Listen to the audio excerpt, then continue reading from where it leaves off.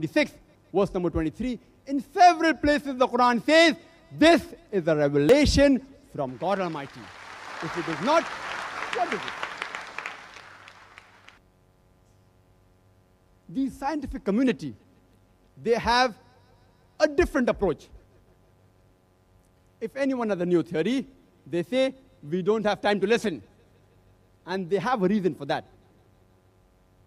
They say that if you have a new theory, don't bring it to me unless you have a way, unless you have a test to prove your theory wrong. Unless you don't have a way or a test to prove your theory wrong, I don't have time to waste with you. It's called as the falsification test. That's the reason that Albert Einstein, in the beginning of the century, when he gave a new theory, that I feel that the universe works like that. Along with that theory, he gave 3 falsification tests, saying that if you think my theory is wrong, do these 3 things and my theory will be proved wrong. The scientists, they examined it for 6 years and then said, yes, the theory of Albert Einstein is correct. That does not mean that he's a great person. It means he deserves a listening. Quran has several such falsification tests. When you get into a discussion in future with anyone regarding religion, you have to ask him that, do you have a way to prove your religion wrong? Believe me, I have not come across any person who has told me that I have a way to prove my religion wrong. The Quran has. The Quran has several falsification tests.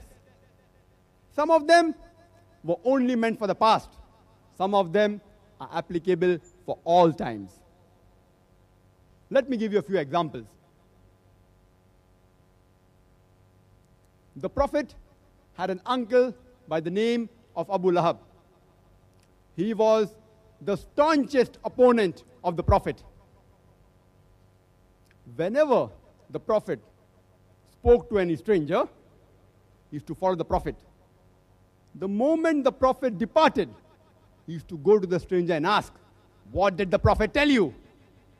Did he say it is day? It's night. Did he say it's black? It's white. He spoke exactly of what the Prophet said. And there is a full chapter, Surah Lahab, chapter number 111 of the Quran, which was revealed.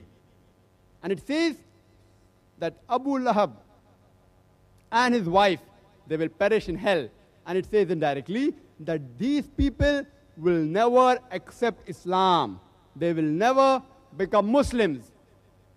This surah was revealed 10 years before the death of Abu Lahab.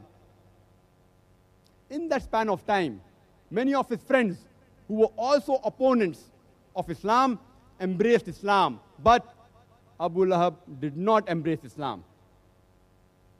Since he used to lie always against the Prophet, the only thing he had to do to prove the Quran wrong was to say, I'm a Muslim. He did not have to behave like a Muslim. He did not have to act like a Muslim. He only had to say, I'm a Muslim. And the Quran would have been proved wrong. It was so easy for him to prove the Quran wrong. Since he lied before, he just had to tell an additional lie. It is as though the Prophet is telling him, you think I'm your enemy? Come on, say this.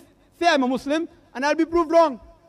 It was so easy, but he did not say it. This proves that no human being can make such a statement in his book. It has to be a divine revelation. Another such example is in Surah Al-Baqarah, chapter number 2, verse number 94 and 95, which says that they say that the last home of Allah is with them alone. It is meant for them alone and no one else. And the Quran continues. Tell them that if the last home for Allah is for them alone, tell them to seek for death. They will never seek for death because of the sins they have committed. This was revealed during a discussion, during a confrontation between the Jews and the Muslims. And the Jews said that the last home of Allah, that is the paradise, is for the Jews alone and not for anyone else. So a verse was revealed saying that if you think that paradise is specially meant only for the Jews, you call for death. Seek for death. And the Quran says they will never seek for death. The only thing the Jews had to do at that time, any one of them, any one of those Jews, a single person would have come out and said, I seek for death. I want to die. Not that he had to die. Not that he had to act. Only thing he had to do was seek for death. Say, I want to die. And the Quran would have been proved wrong. It was so easy to prove the Quran wrong, but none of the Jews came forward and said that I seek for death. It's a falsification test. But now you may tell me that all these tests of the past, how can we prove the Quran wrong today if we want to prove it wrong? Quran has tests, falsification tests, which are also meant for all time, for that time and for today and till eternity. The Quran mentions that many people claimed and said that the Quran is forged. So Quran tells them.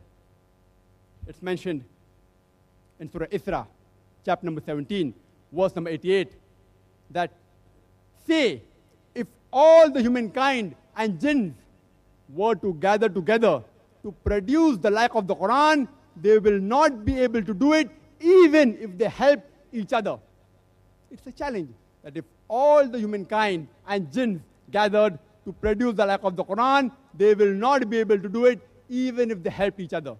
The Quran is acclaimed as the best Arabic literature on the face of the earth by Muslims and non-Muslims alike. The Arabic language of the Quran, it is so clear, so meaningful, intelligible, unsurpassable, miraculous. It does not deviate away from truth, even though it rhymes, unlike other poetry and literature. It is the highest order of rhetoric towards the revelation. The same verse of the Quran can convince even a common man as well as an intelligent person. It is a miraculous book. The same challenge that produce a recital like the Quran is given in Surah Tur, chapter number 52, verse number 34.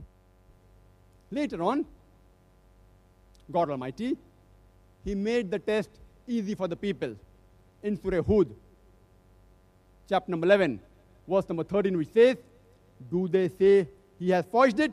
Tell them, produce 10 such surahs forged, and let them call for help anyone besides Allah if they speak the truth. And no one could produce 10 surahs exactly like the Quran. Allah subhanahu wa ta'ala further simplifies the